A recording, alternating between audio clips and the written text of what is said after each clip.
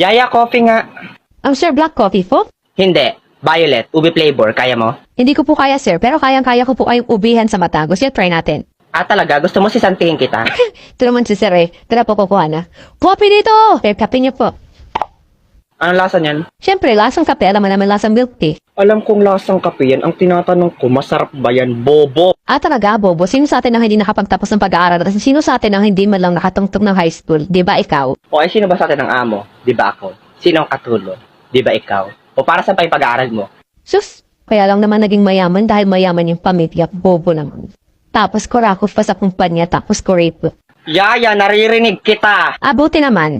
Lumayas ka sa harapan ko, baka mapatay kita. Okay. O, ba't nandito ka pa? Sabi niyo po lumaya sa harapan, nandito na po ako sa gilid niyo. Inday, ang utak mo nawawala, pakihanap! Sir, umiiyak ka po? Hindi, nag-skincare lang ako.